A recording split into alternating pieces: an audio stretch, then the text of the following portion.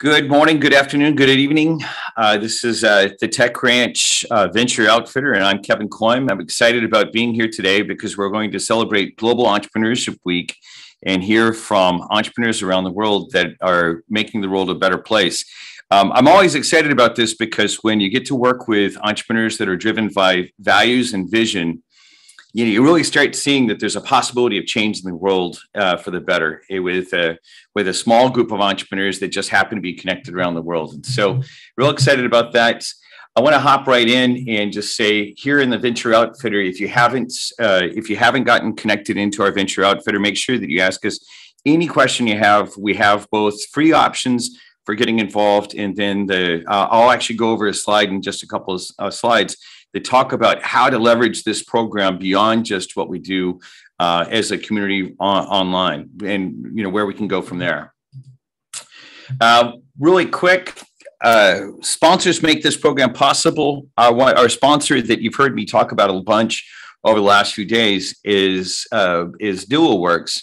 DualWorks is the office that we're operating out of. Now, Tech Ranch has connection with 4 different facilities in Austin, but the one that I physically work with from most of the time is DualWorks. It's a co-working location that for international entrepreneurs that need a physical point of presence in the US, they have special deals for actually connecting that you should totally take advantage of if you need that. Reach out to us and let us know. And thank you to Linda and the team for making it possible for us to be here and being one of our sponsors. The Venture Outfitter, I mentioned that the VO community that we've been talking about, the VO Weekly program, the online community, if you're not already on it, you can gain access to that for free. Just make sure you reach out to us. Online right now, if you want to chat directly with Gello, G-E-L-O, his name is Angelico, but he's my assistant, and he'll be happy to invite you into the community for free. If you're actually looking to, if you're actually in the fundraising process, or you want to go through our first program, the VO Network is what you will want to go for. We do have a sliding scale price available to entrepreneurs around the world. The US price, $99 a month. Take advantage of it if you're looking to go deeper into some of the leveraging of this network. But I don't like to spend too much time on commercials.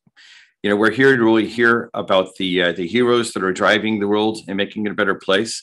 So we'll hop right out of that. But let us know if there's any questions. You can always send me personally an email. But the real secret to moving the ball forward is to getting on Gello's radar. And his email address is ea@techranchaustin.com.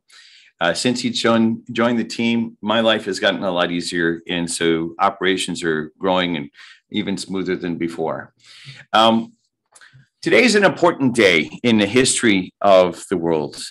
Today, at the 11th day, 11th hour, 11th year, the war to end all wars, World War I, stopped. And it also happens to be what we call in the United States Veterans Day. And but that being said, I think more importantly from a world standpoint is what this day represents. And since in Texas, at least right now, we are in the 11th hour, I just thought it was like, okay, we have to celebrate this. And, it's not about wars. What will actually change the world from the standpoint of what we possibly can do? The thing that's interesting is, they say that any country that has a McDonald's has never gone to war against another country that has McDonald's. It's an interesting idea about, well, okay, what does that possibly mean? What it possibly means is that business can be a peacemaking force. And since we're actually, I personally would like to be in a world where we're not going to war, whether it's the US or anyone else. But I think that the way that we get there as a group of entrepreneurs that are driven by visions and values is by actually building these connections, building a business together, solving all these fundamental problems in the world, and then going forward. So I just wanted to take a moment to celebrate that because here in the States, we're more generally doing this as a Veterans Day, but specifically, it's important from a world perspective that this vision that I think drives a bunch of us that are both present here as well as that are going to be joining us and watching the video after we publish this video about the possibility of how do we actually really make it possible to create a world that works no matter what. And then I also want to celebrate one of our TechCrunch's very own. We have a Marine in our midst. His name is Melvin Hall. He's been a long supporter of TechCrunch. And you see him here in his full uniform, meeting with President Ronald Reagan. One of the things that I think is special to celebrate about Melvin, a lot of people might not know, is Melvin worked in several of the embassies around the world, and so has been one of the people that have been on the front lines to actually create connections around the world in a very positive way. Even though he's a Marine, and every once in a while I give him a hard time about being a Marine, I want to celebrate one of our own, and he's on the board of our nonprofit. And Melvin, I you know how I love putting people on the spot. Anything you'd like to say really quick before we hop into today's program? Thank you for your service. Thank you, Kevin. And I love you and appreciate you talking about that. And Inter-American Education Consortium, so the nonprofit venture access, everybody needs to be involved in that. And that's a call to action for us. And there's wonderful things that are in the pipeline. So you can reach out to Jello, you can reach out to Kevin, you can reach out to me, and we'll get you involved in that. And hoorah! Hoorah! Yeah. So what Melvin's responding about is, so the core organization behind TechCrunch is a for-profit organization, but we also have a nonprofit that's adjacent to that. That many times when you as technology entrepreneurs are solving problems, there are grant sources that the nonprofit can go after to help work with you to open up markets that are in line with what the nonprofit does. The nonprofit's work, which you can read about at ventureaccess.ngo, the nonprofit's work is to bring the tools of entrepreneurship to underserved people around the world, as well as to help solve pernicious issues to those same groups of people. And we're going to hear from a bunch of you today that are around the world that are targeted by that the nonprofit can actually serve. Even if you don't do something with a core, the venture outfitter program, you can actually be tied into the nonprofit. And a lot of times, one of the most exciting things that happens is as we see these themes, perhaps as an example in healthcare, different entrepreneurs get connected in. And, you yourself might not be able to take on, or your company might not be able to take on one issue alone, but we can bind a bunch of organizations together and take on those issues together. That's the value of the nonprofit. Melvin, thank you again for your service, and thank you for what you do for the nonprofit as well, because it really makes a difference. And also, Kevin, I forgot to mention, I spent 14 months at the American Embassy in Budapest. That is perfect. Well, I need some pointers because I'm going to be there in a week. So I'm excited about that. Is that where the photo was taken, by the way? This is in Brazil. Oh, got it. I should have recognized the flag down below. Perfect. Well, thank you for your service again. All right, well, hopping right in, today is all about Global Entrepreneurship Week. Initially, some of the organizations, or two of the organizations that we worked with in Ramallah, Palestine, had reached out to us and said, hey, Kevin, you and the TechCrunch team have been here twice. I was in Ramallah in 2018 and in 2019. With plans for actually, in 2020, having a program that we're going to more formally build a bridge between the two locations of Ramallah and Austin, or more generally Palestine and Texas. And also, bridge between Israel, Palestine, and Texas, because there's some interesting things you can do if you're a third party, a few thousand miles away, to actually bring entrepreneurs together. There's been some interesting fruits of that work. Some of it that we'll go through and we'll hear about. But we thought that even more importantly, that it would be great to hear in the more general context of Global Entrepreneurship Week from entrepreneurs around the world. And I'm real excited to see, I'm trying to figure out how many entrepreneurs we have, how many different countries we have represented. But what I want to, and I'll do a count a little bit, but since I'm kind of flying really quickly, what I'd like to do is I really just want to open it up to having each one of you that's here be able to just share. Hey, this is what we're up to. This is what we're doing.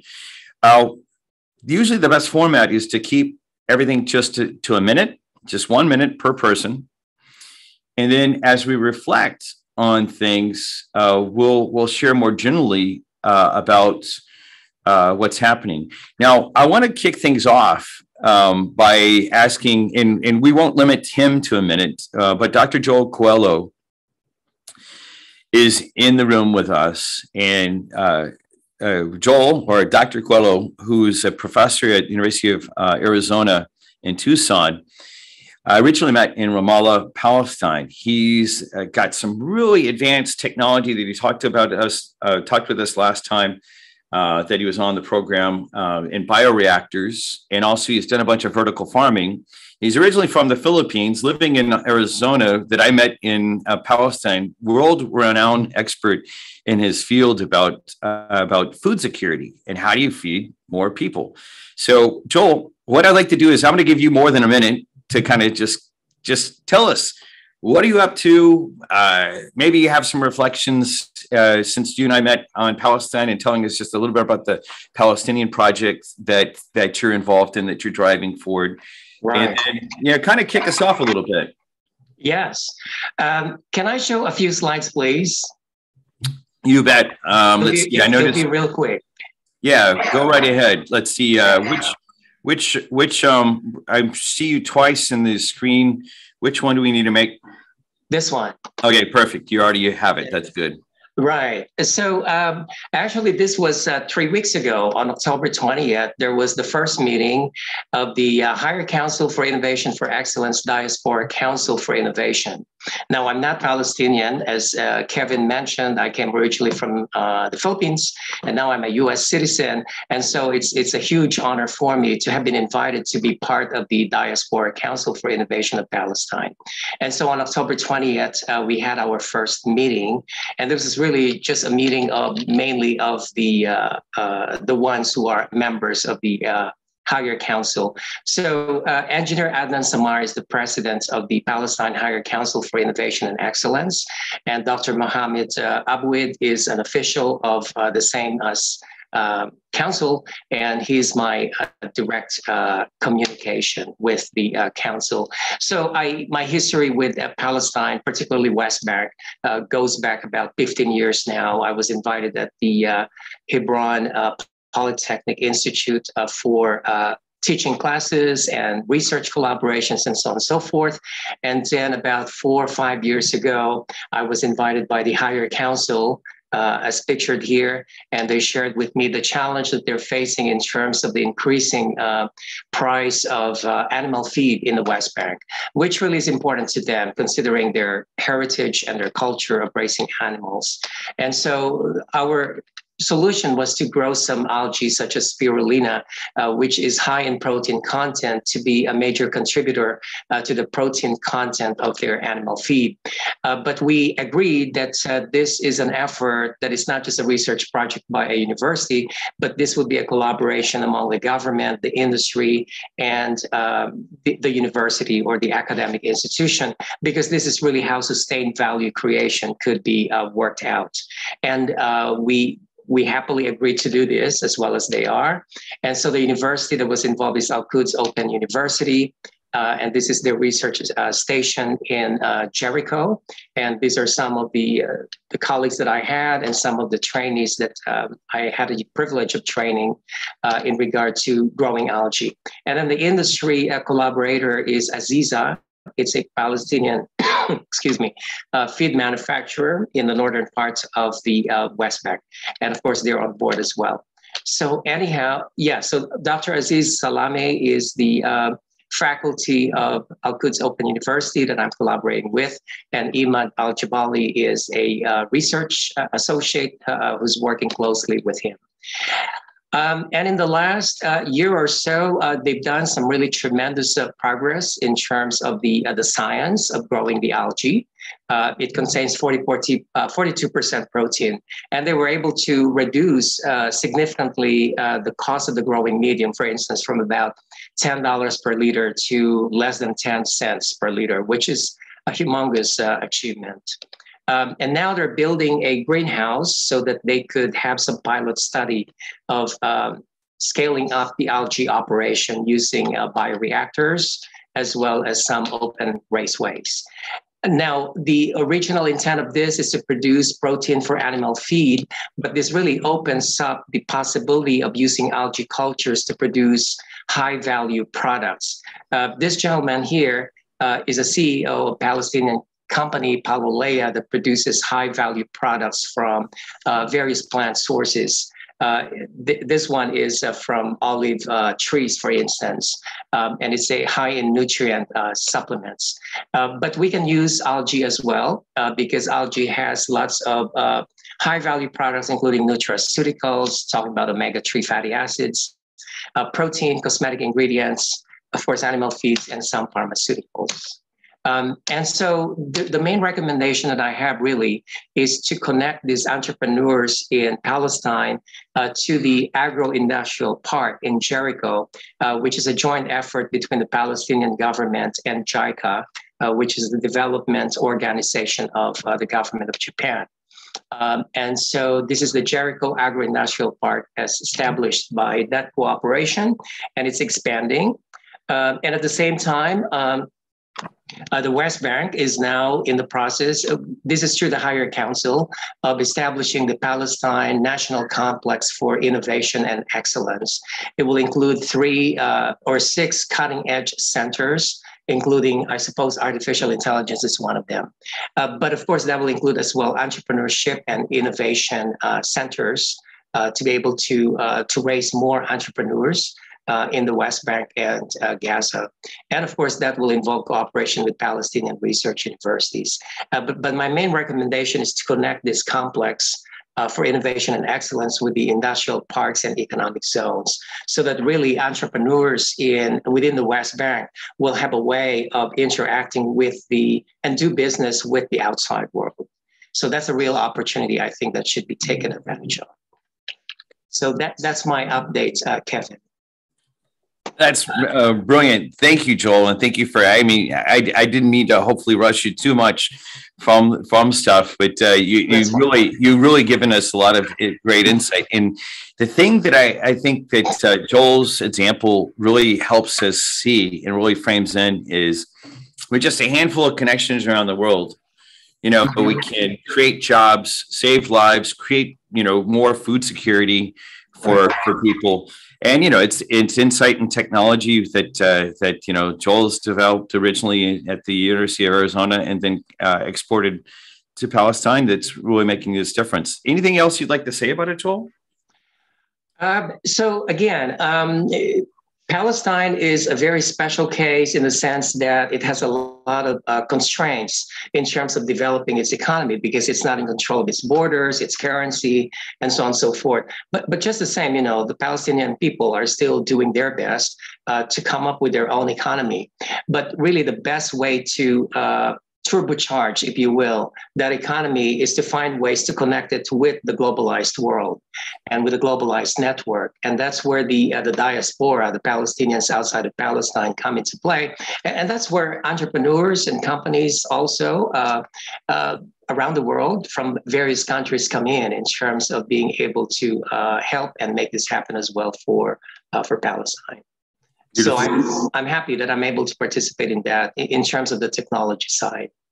But it's important to have a view of that economic arrangement or setup that could really make these technology companies flourish. Because without the international relations, it will be hard because they will just be confined within the territory.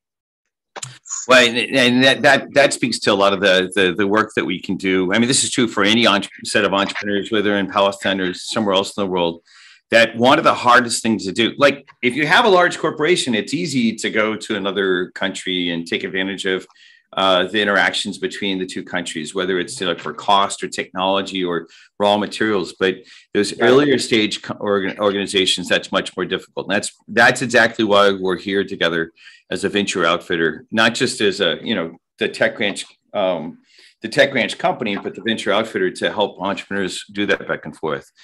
Right. But Joel, stick with us. We're going to hear from a number of different entrepreneurs around the world. I would love to actually have I know that we have some different people that are phasing in and phasing out, phasing in, phasing out. But what I'd like to make sure we do is let's, if you'll signal to me that you're ready to pitch by coming off of mute, what I'd like to do is now go through our audience and have a number of other entrepreneurs pitch and share about their businesses back and forth. Peter, you're here from Hungary. Which city in Hungary, by the way? Actually, I'm living in the countryside, so probably you will not recognize it's called Zalaszentgrod. It's not an easy to pronounce, even for me. But the majority of the team is sitting in Budapest, the beautiful city of Budapest. I'm looking forward to being in your country very, very soon. I'll be there on by Sunday, so, or not this Sunday, but the Sunday week. So thank you for joining. Tell us all about your company. Yeah, actually, we are Harris Digital, and our aim is to make Industry 4 available for everyone. And I think the market started to understand that Industry 4.0 or smart manufacturing is really the future of manufacturing. So if any company wants to stay efficient, profitable, or even want to exist, they have to go on that path. And actually, even the SMEs, the small to mid-sized manufacturers, started to think about such solutions, and there are hundreds of thousands of them only in the United States. And there are statistics saying that 80% of them wants to go digitize their machinery and production, but only 20% of them could make the first steps. And they are claiming three main reasons. One is that current solutions are rather developed for corporations, bigger corporations. Consequently, they are slow to implement, they are difficult to understand, and they are expensive. So what is needed is the opposite. It's something fast, simple, and affordable. And this is what we offer. It's machine digitization that can be installed in minutes. It's so fast, and can set up in days, and can deliver efficiency improvement in weeks. So we are fast like this. And it's so simple. So there is it's a do-it-yourself kit and installation. So there is no expertise needed for the installation nor for the operation. And it's affordable as much as it costs nothing more than your daily coffee per machine. So this is what we have, and what makes it possible are the technologies that we are adopting and using. And these are industrial IoT, artificial intelligence, and machine learning. So combining all this together, all this sophisticated tool, we are offering something very simple for SMEs that they can start using the next day. And that's brilliant. Yeah, very, very important, especially like you're saying, the earlier the smaller supply chain organizations, especially as they're going through lots of different difficulties right now as the economy reboots, really critical to get all the efficiency possible. Tell us, how do people find your company? Like if you were to share both in the chat as well as on the video, how do they find you? What's the best way to connect into you? So actually, we are our homepage to find you, and we are of course just starting some. So actually, we reached our customer base with traditional sales methods, but we are going more into inbound as well as outbound, and started to fully concentrating, leaving Hungary behind us, on Mexico and the USA from this month on. Yeah. So to tell us your URL, your website. harrisdigital.com. I will drop in the chat after my piece. Perfect. Yeah. harrisdigital.com. Perfect. Okay. Well, so Peter's going to be part of the program that we're doing in Budapest in a week and a half. So we'll follow up. We'll get more information about his company. But yeah, thank you for that. Do you have any requests to the group? Like one of the things that I'd like everyone to be able to do is to say, hey, the one thing I'm looking for, and it could just be, I'm looking for customers, but any requests that would actually help you drive your venture forward? Yeah, that would be if you know a manufacturing company who wants to pilot with us in Mexico or Texas or in your surrounding. That would be just the best help for us at this stage. That sounds great. Yeah, TechRanch actually has a supply chain company. I'll make sure that your information gets connected to them, if nothing else. That'd be great. Thank you, Peter. Meeting you soon, Kevin. Yeah, look forward to meeting you face to face. Absolutely. Perfect. Who would like to go next? And if you guys don't tell me, I'll start picking people. Kim Johnson. So a brief update, we're called Managed Health Connections. We provide tools for clinicians and patients that are dealing with substance use disorders. We believe that outcomes are shaped by what happens between discharge from the hospital or between appointments, and we provide training and tools to help people communicate about what affects those outcomes. We have a contingency management platform that is an expanding way to provide therapy to people with substance use disorders, and we have a competency-based training program. We're focusing and expanding on transitions of care from the hospital to for infants, and also stigma-based training to help people deal with more appropriately with people that face substance use disorders. I have a small technical concern. If somebody has a specific part-time resource that knows Swift and Apple iOS, I may have some part-time work. And then longer term, we're looking to connect with payors or community health organizations that deal with infants in the first 6 months of life to help with the transitions of care. Beautiful. Thank you, Kim. And tell us one more time, how do people get a hold of you? I'll put my email in there. Best is my email, kim@managedhealthconnections.com. And or I'm also on the Mighty Network. Perfect. And we will be having in the coming weeks, for those of y'all that are in healthcare, at Kim's request, one of the things that I've been putting together and Jello and I are following up on is we're going to have one of the U.S., an author in the payer network that is from the insurance side that's going to tell us both the good, the bad, and the ugly about insurance. So we'll make sure that we have you in specifically in that one. So thank you for the work you do, both on the addiction and the infant support on the type of work that you're doing. That's beautiful. Cool. Okay, well, let's see. Who would like to go next? Franz, I really want to hear about the project you're doing in Haiti, because I think it's more advanced and it's an interesting way of taking on the issues. France is in a town in Haiti called Captain, which is like I'm probably mispronouncing it because I'm doing it from memory. That's at the northern part of Haiti, a little bit away from the capital. France, tell us what you're up to. Tell us where you're at, what you're up to, and the dynamics of what you're working on, as well as your specific venture really quick. Hi, everyone. I'm Fonzone. I'm living in Haiti. And I'm a Young Leaders of America's initiative, and I made my fellowship at Texas Austin this year. And I have an opportunity to meet with Kevin shortly.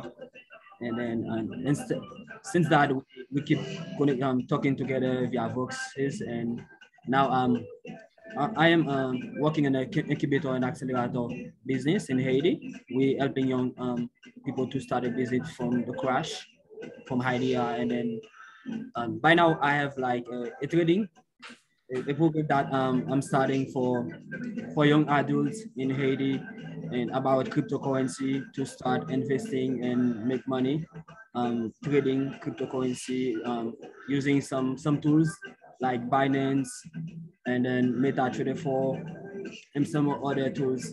And then we have several, I can say several tools that we're using, because we have a one-on-one coaching for them also with expert on cryptocurrency. Why are we doing this?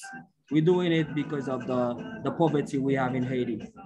We think that education might help young adults to create I can say sustainable source of income for the family and for themselves. And I think cryptocurrency is the best one that can help us to create this wealth that we're looking for. Yeah, it's interesting, right?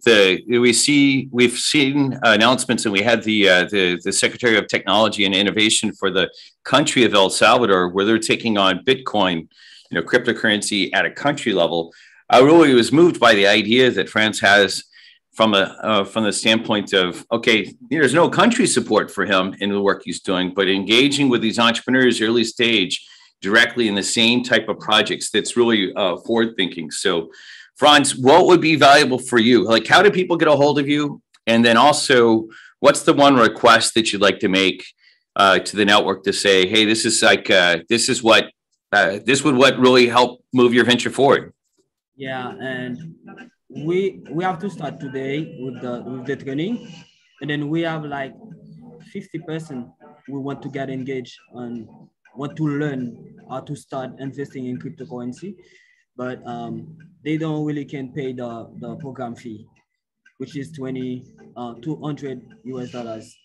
And then what I'm looking for is if the community can really help those young to pay the program fee, and that really can help them to go forward and create wealth for themselves in Haiti.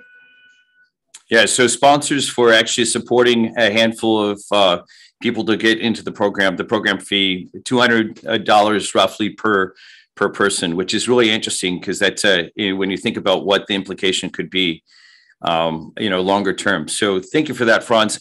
Once again, tell us, how is it that if someone wants to follow up with you on the video and also put it in the chat too, what's the best way? Okay, I have my email. I'm gonna put it in the chat, and then you can people can email me, and then we can set up a meeting via Zoom if you want to know more about the program. Beautiful. Then, yeah. And what we'll do is we'll make sure Jello will make sure that any like the work that you guys do or the notes that you do are going to be put on the show notes for the on the YouTube for this. So if it's okay, we'll go ahead and share that contact information as well there, so that people can follow up with you, each one of you directly. Is that okay by you, Franz? Yeah, it's okay by me. Thank you so much, Kevin. Perfect. Yeah, keep on the good work. That's exciting stuff. And yeah, it's bold to actually get directly involved in cryptocurrency. But we see the El Salvadorians doing it. And with what they just made on Bitcoin over the last 2 weeks, yeah, they've now funded 20 schools that didn't exist before. So pretty exciting stuff. Hello. Hey, Bill, is it you? Are you trying to say something? Okay, I'm going to mute you, Bill. Sorry. Let's go back to, sorry, what I want to do is, Bill, in a little bit, if you come back on the video, I'd be happy to have you play in. I just can't tell if you're with us or if you're in a different conversation. So turn your video back on in a little bit, and I'd like to actually pull you into the conversation. But we're going to switch over to Courtney. Courtney, first question is, how do we recruit more women into the venture outfitter? And then second question is, what are you up to and what do you need? Recruiting more women. Wow. That's an interesting prospect. I'm gonna have to come back to you on that. But I do know that women are underrepresented everywhere, and it's up to us women to figure out how to get properly represented, as well as to find advocates and, well, I am going to go welcome us. So thank you for welcoming me. Yeah, on Saturday, I'm going to go to the launch of the Beam. There's a new women's network, entrepreneurs network here in town called Beam. And I know Lee Christie, the CEO of it. So I will be there at 9 o'clock in the morning on a Saturday, which usually is when I'm asleep, but I'll be there and I'll be specifically recruiting women to join us. But thank you for being here. And yeah, tell us all about Jelly Bean and what you're up to and stuff like that. Yeah. So let me give you kind of a high level overview of what Jelly Bean is really trying to solve. So we're Jelly Bean Software, and we're in the personal data, privacy and ethics space. And the way that I like to present it is that, our digital tracking is like a constant barrage of paparazzi that's chasing the regular guy. So everything seems to be up for grabs, what you say and what you do, even how you think. And I don't think that's what I signed up for, or you signed up for, just to go window shopping or to go check the weather. And most people find data collection and privacy really practices really creepy or invasive or outright predatory, but they really feel powerless to do anything about it. So what I'd like you to do just for a minute is kind of imagine a digital world where you control your own data privacy as you go about your day, doing all the things you always do on your mobile device, and your data is assembled for you and actually put into your own personal data repository. And you get paid fairly for sharing your data as you choose with brands that you trust. So think of it like a rainy day fund. And the Jelly Bean mobile app is really geared to empower members to secure their digital environment and to reclaim and activate their personal data, autonomy. But Jelly Bean is also for brands. So the idea is that brands are actually the ones that, that sponsor the app. They're actually the paying customer, not the members. And so partnering with Jelly Bean to educate, engage, and earn member trust increases the efficacy of their marketing and ad spend while changing the data for profit over people paradigm by promoting a culture of personal digital rights.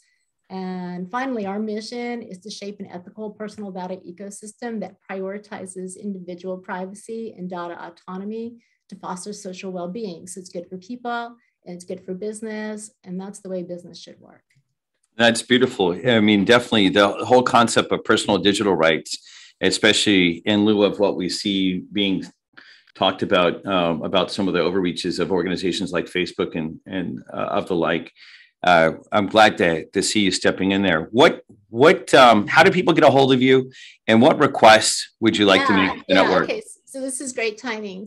So we're actually in the process of prototyping. So we're building out some very lean canvas paper prototyping, meaning we're doing some surveying, and we're actually trying to understand how to meet people where they're at in terms of their interest and their understanding around data privacy and autonomy, right? So we're building out we have some surveys that we're pushing out, and we're encouraging people to participate. And the survey is one to understand sentiment around data privacy and what they care about the most in that area, or if they even care, and trying to understand those that do care. And then the second is the willingness to participate in an experiment that is a trust basis for how we engage in commerce and business. And so we think that we can change the way that business happens today by all agreeing to kind of a new set of rules that favors our autonomy, but at the same time gives businesses the opportunity to step up and actually operate the way we believe they would like to operate if they had a space to operate that way. So for those folks that are willing, I'll send you my email. It's Courtney@jellybean.app, but I'll put it in the chat. And for folks that are willing to engage and be part of our research, I thank you in advance. Perfect. Thank you for sharing that, and important work. If you also make sure that Jello has a link to the survey, we'll put that in the show notes to make sure we follow up with even more exposure. That'd be great, because I think that's important for people to actually share the insight about what's going on. About especially in reaction to some of the disturbing news that we've all heard about how some of these apps are taking advantage of insight. So thank you. And her email just got put into the chat. What I want to do next is thank you, Courtney. So we're going to switch over to Richard. Richard, I'd like to have you pitch if you're ready to come on and give us a pitch. Let's see, come on off of mute. There you are. I can't hear him. Is anyone else able to hear him just yet? Okay, Richard, try that out real quick just to see if there's a way of, we can't hear your audio, if at all possible. And I know there were a couple other people who asked questions in the chat. If you actually have questions about audio, if you're having difficulty, let us know by chatting about it, if at all possible. Say something again, Richard. Do this. What I'm going to do is I'll bounce over to Hazam, and then if you can, as you're playing with it. Oh wait, is that Richard that we now hear, or is that Hazam? That's me. Okay, got it. Richard, we'll come right back to you and see if you can figure out what's going on with the audio, because I'd love to hear about what you're up to. Hazam. It's Great to see awesome. you. Yeah, awesome. Good to Awesome. see you too. Yeah, good to see you too. Sorry. How are you? That's okay. No charge this time. Yeah, give us a little bit of insight. What are you up to, and tell us all about it. Sure. I'll make it as brief as possible. Good to see you, Kevin. Absolutely. 25 years in healthcare. I'm a healthcare professional. I'm a doctor, an entrepreneur. I'm going to be your wellness guy. I'm the guy who's going to make sure you stay balanced, you stay healthy, you stay focused, you have the right discipline, you have the vision, creativity, the focus to achieve your goals. So I'm not into the high tech, arena, but I'm in the healthcare arena, which I think is very important for us to be successful. You have to be healthy and you have to be balanced. So I do have the training and education and life coaching and business coaching and health coaching as well. So I believe it's very important for everybody. Yeah, and there is no company without health, right? If you do, people a lot of times focus on money or wealth, but if there is no wealth without health, so yeah, it's an important component. How do people find you, and any requests that you'd like to make to the network? I'll do the same thing they did. I just put that in the chat, and I'll put my email and my contact information in the chat. That sounds great. Thank you for joining. It was good to run into you at the conference on Tuesday. On Tuesday here in Austin, we had the Central European and Western European conference that between Central Europe, Western Europe, and Texas. And Haas and I ran into each other. Glad that you were able to join us. It was a beautiful one, by the way. It was so exciting. I mean, I loved it. All those new entrepreneurs from especially Eastern Europe. That was great. Yeah, what's interesting about that is I think that we're seeing this growing, especially with the bridge that's happening between Texas and Hungary that the Tech Ranch is getting to support. I'm excited about the technologies that are coming out of Central Europe that we are able to, because there's just absolute brilliance, absolute really cutting edge technology that has been trapped economically in the past. That now is, by building these bridges, we can actually bring out. Richard, are you possibly able to talk? Let's see if we've got audio now, because we'll hop back over. So I'm here. Can you hear me? Oh, yeah, now I can hear you. Yes. Okay. So, what are you working on? You're in Hungary, is that correct? Yes, it is. I'm living here in Hungary, in the city of Budapest. Budapest, got it. But the most important, which could be interesting for you all of that. So I'm Richard Magorn, and today I would like to introduce a brand new preventive cleaning technology, which provides sustainable cleanliness in any industrial, commercial, or residential buildings. The way cleaning companies and building operators currently try to keep our indoor spaces clean is not very efficient. We use complicated machinery and a lot of human labor to clean the floors, but the problem is that we can't maintain a real sustainable indoor hygiene with this method.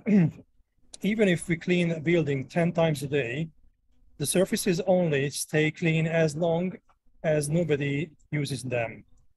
The minute people start using the building, they bring in dirt and contaminations from outside, and we can start cleaning up the whole place again. So with JetMat, which is our technology, the name of our technology, so JetMat, we are not offering a more efficient way to clean up, but an innovative solution that can significantly reduce the need for cleaning in the first place. JetMat is a multifunctional cleaning and disinfecting smart floor that contains high pressure water or air injectors that can clean and disinfect and immediately dry the shoe soles of people walking over it. It has 1/100th of a second response time, which means that people don't need to slow down for the cleaning effect to take place. In fact, then so they can even run over it and still end up with clean, disinfected shoe soles.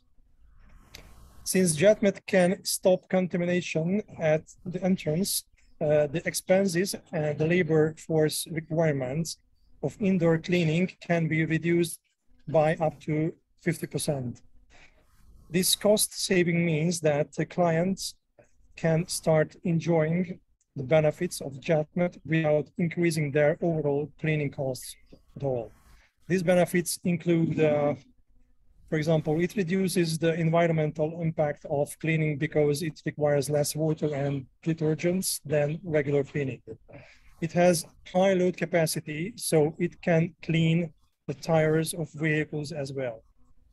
It is completely hassle-free for the users. We take care of the maintenance, technical support, and online monitoring, etc. And it reduces the wear and tear on indoor surfaces since less traditional cleaning is needed. Instead of costly, labor-intensive and never-ending task of cleaning our floors over and over again, JetMed offers sustainable cleanliness. So let me ask you, so what would be like, if there's probably a lot of different customers that could actually use that, but what, if there was one type of customer that would be like the most desperate to be connected to your technology, who would that be? Like if you were to actually, out of, like, I call it an entry market versus an expansion market, who would be like the ones that you expect would be the early adopters, the most desperate customer that's desperate for your technology right now? In the past few years, we made detailed negotiations with different industrial sectors, from food processing industries to pharmaceutical industries, up to even shopping centers, for example. And without a doubt, each of them say that this technology could be very interesting for them. Not just because of the sustainable cleanliness, but because of the less cleaning costs too. Understood. So, yeah, well, the main thing is, obviously, you and I will get a chance to work together when in Budapest on a couple of Tuesdays from now. How do people get a hold of you if they wanted to follow up? How do they connect with you?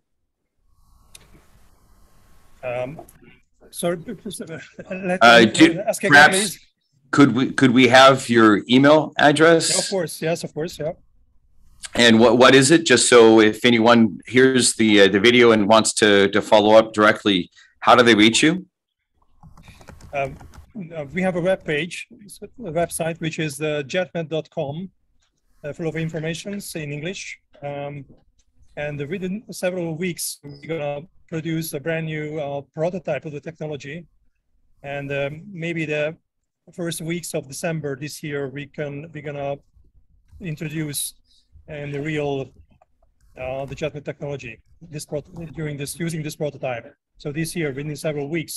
But of course, from that, we will have video files showing how it works, how it looks, and so on. That sounds great. Well, thank you for sharing, and I look forward to meeting up with you in Budapest directly. We'll hop around. I want to hear, since we have at least a couple other countries to represent. Let's now go to Mexico. David Potes, you know that I was going to call on you. So what are you up to, David? Hey, Kevin. Hey, guys.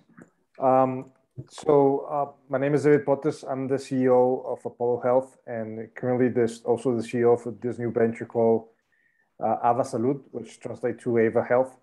And let me talk a little bit about Ava. So let me give my pitch. We are Ava Salud, your virtual hospital. With Ava Salud, you will receive care services that knows you and cares for you. You will find affordable and accessible 24/7 all-in-one health services that are focused in treating you in sickness and in good health. Ava Salud, the first virtual care center in Mexico, is partnering with the Mexican Hospital Consortium to offer comprehensive care supported by user-friendly digital solutions and by the consortium's network of 52 hospitals and specialists across 47 cities in the country. With this, you will be able to receive virtual or in-person care anywhere, anytime. That's it. And talking about requests, so this is more for I believe TechWrench. One of the things that we were looking for with AVA is to also expand our virtual care services to give access to healthcare for Hispanics in the US. So in that sense, if, maybe I'm still trying to think of what would be the correct person for this, and I'll probably follow you up with this, but if somebody that has knowledge of the regulations in terms of providing care from Mexico to the US, I don't know if there's something there, I'm pretty sure there is, but that's something that would be interesting to find out and to sort out. Perfect. Yeah. When this is an example, by the way, of what David's pointing to, when there's like an at-risk population where our nonprofit will get involved and look for the appropriate type of vehicles to actually to help that vulnerable population through leveraging David or one of your technologies as an example. And so that's one thing that we'll be following up on. Thank you, David. How do people get a hold of you? Yeah, so for Apollo Health, you can find our webpage as www.apollohs.com. And my email, I read it down in the chat, but it's david@apollohs.com. Apollo with one L because it's in Spanish and L is pronounced differently here. Yeah, Apollo with one L and one P, right? Yeah. Perfect.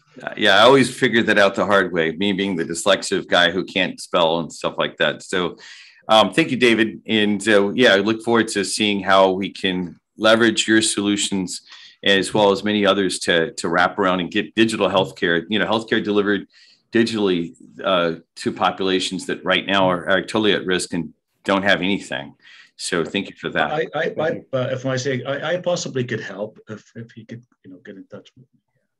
Yeah, please. Part of what happens behind the scenes a lot of times is make sure that whether you drop it into the chat or something like that, part of the reason that we do these kind of community conversations actually to do that. Now, the next few weeks we'll have different type of events, but at least once per month on this program, I like having kind of these open calls for people because a lot of times stuff happens. As an example, there was a Egyptian entrepreneur that got connected to a Texan, that got connected to a Mexican entrepreneur, and stuff ended up happening. We had examples of Mexican entrepreneurs connected through Texas to Italy as an example on this program. And, all sorts of interesting stuff happening. So yeah, that is exactly it for how to connect it in. So perfect. Thanks for mentioning that. Sure. Cool. Okay. I know that we're coming to the end of our time, but we have one more. I'd like to have Honduras on the list. Vladimir Lopez is our resident entrepreneur out of Honduras, although we've had other Hondurans in the past. Vladimir, tell us about your business. Hey, hello. My name is Vladimir. I'm a business dev executive for Code Exitus. We help entrepreneurs build, launch, and grow their digital products. We are headquartered in Austin, but our offices are here too in Honduras, where I am now. We like to describe ourselves more like a product dev shop. We don't do any staffing services or engineer or sell engineer hours. So our typical clients are non-technical entrepreneurs on the pre-seed, seed, or B round. So we love to build digital products that relate to any of the modern and disruptive new technologies from blockchain, crypto, AI, ML, VR, all that new modern stuff, right? Like the new famous metaverse and stuff like that. So we do some IoT and hardware development. And we do a lot of mobile apps. We do a lot of web platforms. So yes, that's what we do. We are about 50 people in the company, and what we are doing is providing a lot of opportunities to local people. We have a lot of brilliant and creative people here in Honduras, so we are giving access to opportunities that they don't necessarily have here, and to be part of projects like yours. So So that's what we do. That's perfect. Well, thank you for sharing. And yeah, part of what I want you guys to see as an example, when it comes to, having strong connections into Mexico, but then able to create bridges, not just between Texas and Mexico, but all the way to Honduras, Guatemala, El Salvador, which we have entrepreneurs in each one of those countries as well. This is our work. So thank you for being here. Thank you for participating. We'll make it a point. Yeah. And Vladimir, did you have any other requests? I just saw you posted your email address for anyone that wants to follow up. Any other requests that you'd like to make to the group before we close her down kind of quick on today's call? Here's my email address. I just put it in the chat box. If you want to learn more about us and what we are doing, just send me a note. Perfect. Will do. Okay. Well, thank you for that. Well, so it's 12:02. We've already had people who said, "Hey, sorry that I have to step out because I got to go back to work and stuff like that."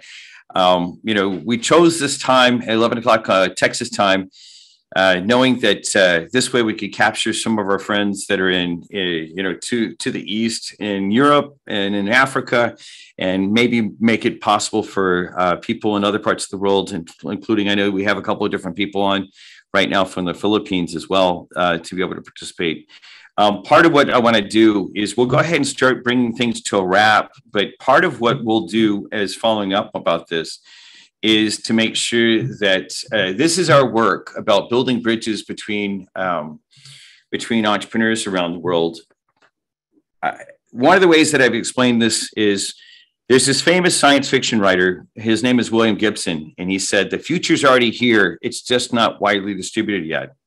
The Kevin Koym corollary on that expression is all the world's problems have already been solved. It's just a matter of connecting the entrepreneur with a solution to the market with a problem. And I think I didn't get to count because we've been kind of racing through things. And I know there are other countries that are represented that we haven't even dug in on today. But part of what I want to make sure that we get a chance to reflect on, even with a couple of different connections that I know happen in chat, as well as more generally, that we heard one verbally that was happening back and forth, is to recognize the opportunities just by connecting. Large companies have it easier. They don't have to take advantage of bridges because they can invest heavily just with cash into moving into another country and creating opportunities that way. Startups and scale-ups have to be a little bit more crafty. And part of the venture outfitter, the Tech Ranch Venture Outfitter, is here to help you build those bridges. I will be in, like I mentioned earlier, in a week and a half, I'll be in Budapest following up on some of the conversations. But obviously, we're going to have a lot more activity happening across, especially as we get more sophisticated with what we're doing with these bridges and expanding it. We're learning every week how to enable more digital connections. One of the gifts of COVID and the COVID economy is it taught us to work more virtually.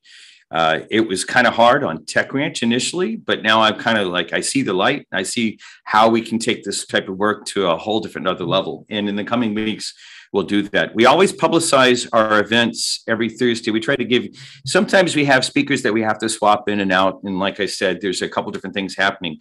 In 2 weeks, we'll end up I'll be doing a live program from Hungary, from one of the startup experts there, so we can find out in more depth about what's happening there. Next week, we're actually focused around the healthcare payer market.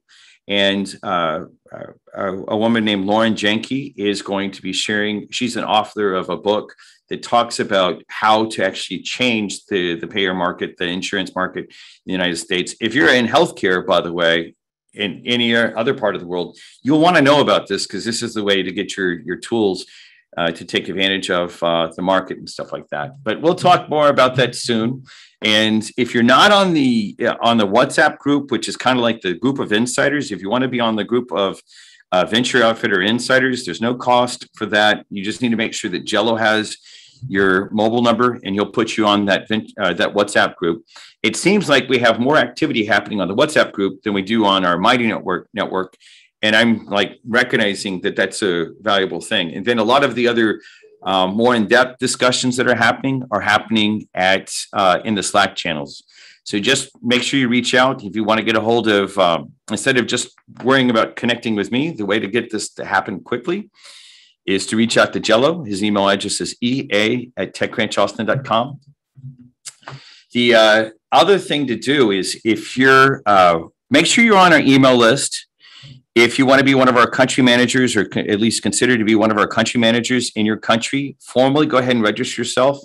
At this URL, there is a way to do that as well. If you're considering about being, if you have scar tissue as an entrepreneur to donate to other entrepreneurs, and you have, typically we like our mentors to have at least one success and perhaps some, some rough moments in his or her background as well. Register as a mentor at that same URL. And there's a couple other things about how you can connect in.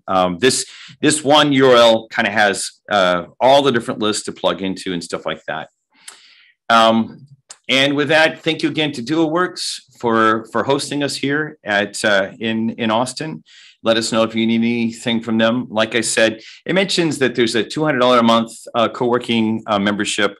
They also do something that's much less expensive for those of you all that just need a physical point of presence in country as part of your registration process of your corporations in the US. So just let us know if you have questions about that. And with that, we're at our last slide. It's always an honor to work with entrepreneurs that are driven by visions and values. I'm excited about what's happening.